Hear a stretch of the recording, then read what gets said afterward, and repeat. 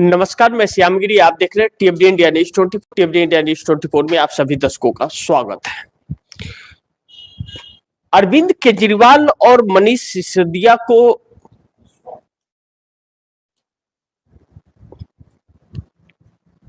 कि मोदी और शाह की जोड़ी शराब घोटाले की आड़ में चुनाव जीत गई और चुनाव आयोग के षड्यंत्र और शराब घोटाले के आरोप से चुनाव जीत गई दिल्ली के अंदर। हर जगह जैन को रहना पड़ा, लेकिन अंततः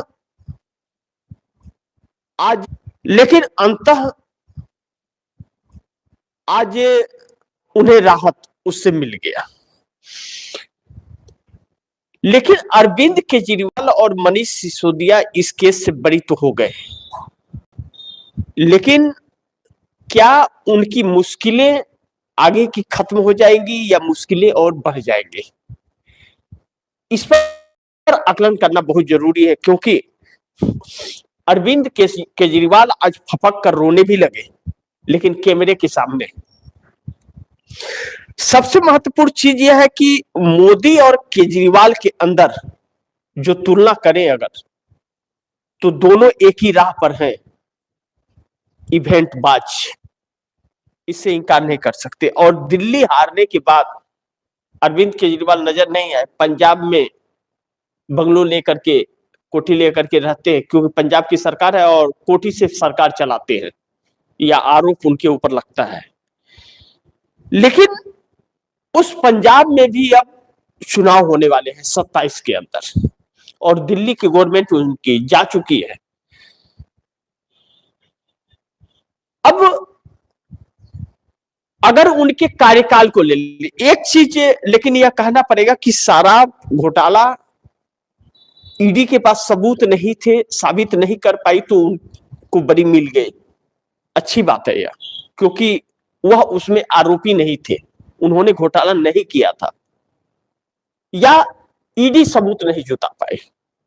दोनों में से कोई चीज कह सकते हैं। अगर होता कुछ तो ईडी जरूर निकाल लेती, लेकिन ईडी ने सिर्फ टाइम पास किया, उनके ऊपर आरोप लगाया, सब कुछ किया, आखिर अंततः कोर्ट से बरी हो गया, केस खारिज हो गया।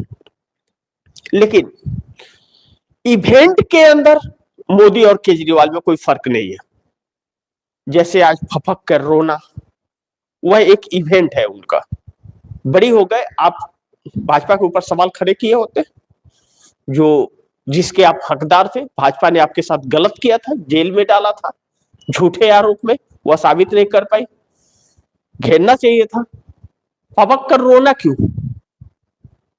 यह इमोशनल ड्रामा होता है एक, जिसमें दो लोगों को कला महारत है। इसमें अरविंद केजरीवाल और नरेंद्र मोदी, इमोशनल कार्ड खेलने का इन लोगों के पास हुआ, यही एक हथियार है। लेकिन अब देश की जनता उस इमोशनल में नहीं जा रही है।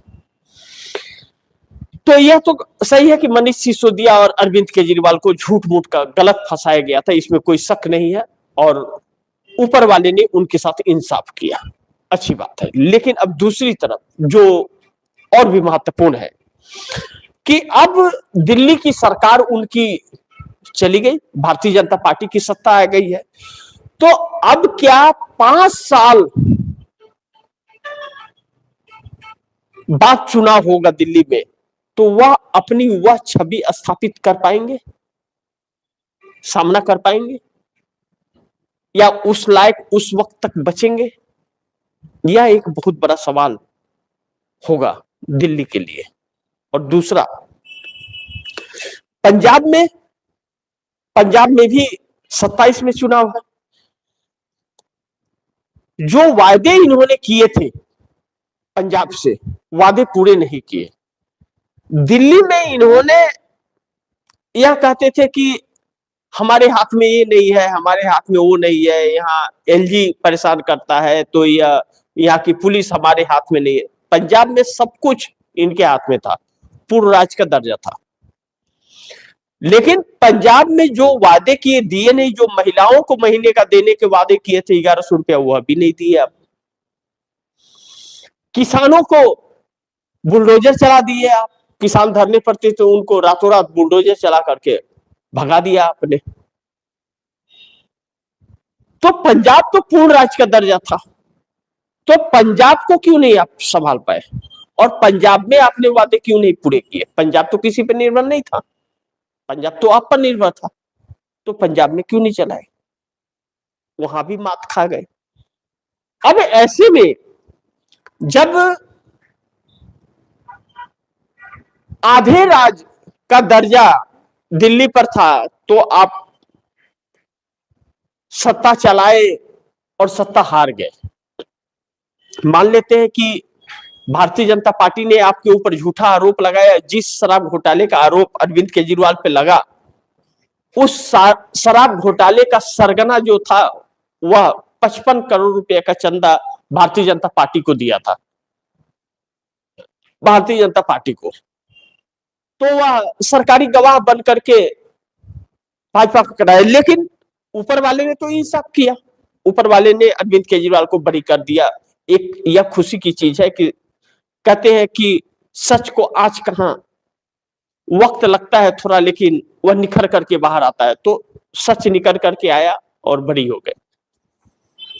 लेकिन अब जनता के अंदर जो रुतबा था, दिल्ली में सत्ता थी तो वह कुछ भी कहते थे, हमें कोई हरा नहीं सकता, मोदी के बूते का दम नहीं या किसी और बूते का दम नहीं।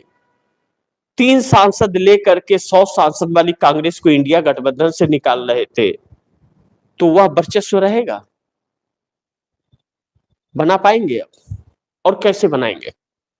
पंजाब अगर चला गया तब तो खर्चे के लिए पार्टी तरस जाएगी, तो पार्टी को कैसे जिलाएंगे? और अरविंद केजरीवाल तो भी क्या नाम है कि षड्यंत्र रचने में काफी माहिर है। पिछले दिनों यह निकल करके आया था कि खुद ही फोन करवा देते हैं, धमकी दिलवा लेते हैं और उस पर खुद ही एक्शन लेने लगते हैं। तो अरविंद केजरीवाल सवालों के घेरे में है, इस बात से इनकार नहीं किया जा सकता, और अरविंद केजरीवाल पर भरोसा तो नहीं किया जा सकता। लेकिन क्योंकि इनकी आम आदमी पार्टी जो है जिस मकसद से बनी थी, यह पार्टी उस मकसद पर चली नहीं। योगेंद्र यादव, आशुतोष और भी बहुत सारे, प्रशांत भूषण, एक अच्छे वक्ता, वकील, सब निकल गए पार्टी से, और अरविंद केजरीवाल के तरीके पसंद नहीं उन लोगों को आए, निकल गए। लेकिन अरविंद केजरीवाल अपने ही तरीके पे चलते। ऐसा नहीं है कि शराब घोटाले में इन्होंने पैसे नहीं लिए, लेकिन उसका सबूत नहीं है, क्योंकि पार्टी का झंडा, डंडा, बहुत कुछ, प्रत्याशी का खर्चा, सब कुछ इस्तेमाल किया गया, जिसका कोई सबूत नहीं, न खाते में देना और न खाते में लेना, जिसका कोई सबूत नहीं मिलता। लेकिन वह सब कुछ चुनाव के वक्त पता चलेगा। अब आज का रोना उनका इसी से जोड़ा जा रहा है कि एक बार इमोशनल कार्ड दिल्ली की जनता को लेकर के खेलना चाहते थे, आज नजर आए चुनाव के बाद दिल्ली में, जब कोर्ट से बरी हुए। लेकिन भारतीय जनता पार्टी के गाल पर एक जोर का तमाचा लगा है, क्योंकि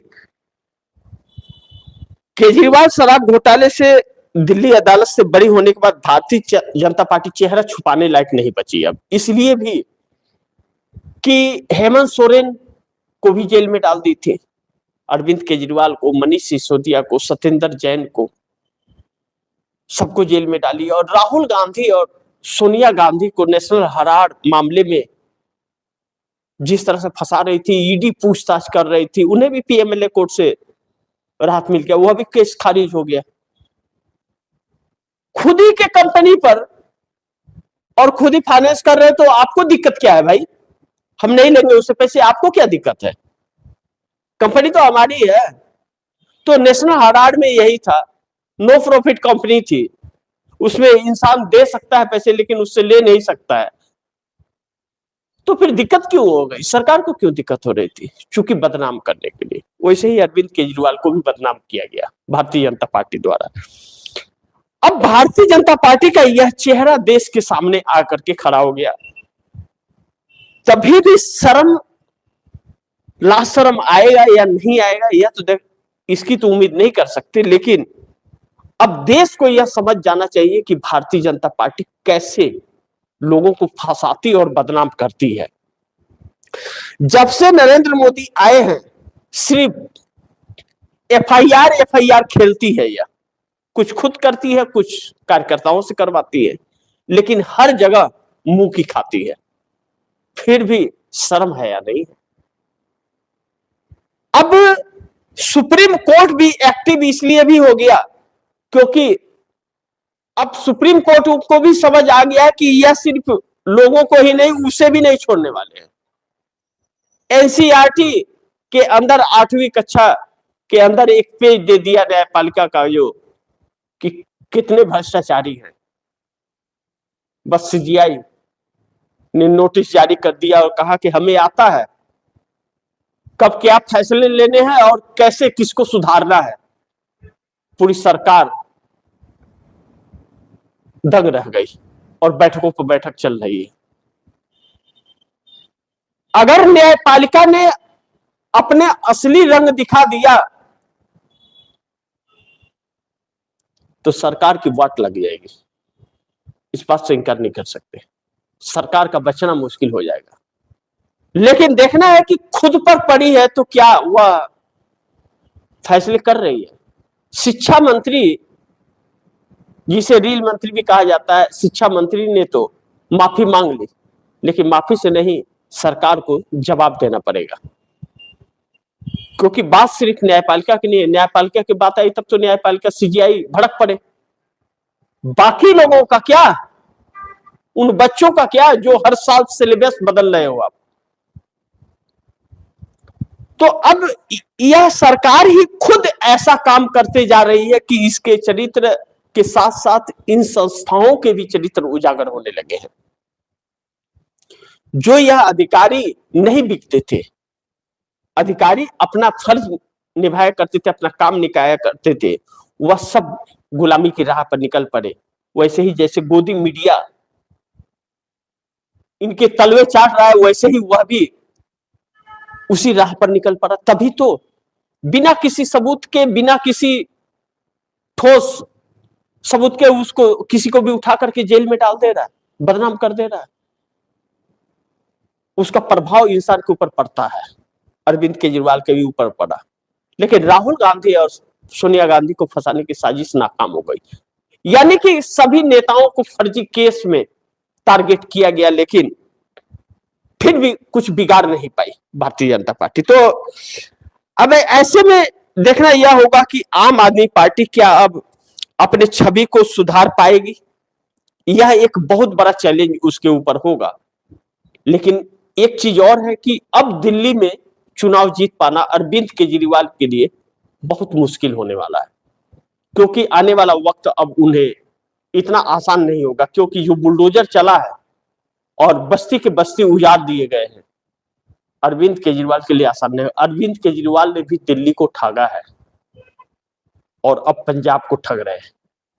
पंजाब का चुनाव अरविंद केजरीवाल के राजनीतिक भविष्य का फैसला करेगा, इस बात से इनकार नहीं कर सकती। तो इसी के साथ आप दर्शकों से इजाजत चाहूंगा, अगली खबर के साथ फिर हाजिर होऊंगा। लेकिन आप दर्शकों की क्या राय है, क्या सुझाव है, कमेंट बॉक्स में जरूर दीजिएगा। लेकिन इस खबर को ज्यादा से ज्यादा शेयर कीजिए, अपने दोस्तों को भी कहिएगा आगे शेयर करें। और आपने अगर टीएफडी इंडिया न्यूज़ 24 को सब्सक्राइब नहीं किया, सब्सक्राइब कर लीजिएगा, अपने दोस्तों को भी कहिएगा सब्सक्राइब करें। मिलते हैं अगली खबर के साथ, तब तक के लिए नमस्कार।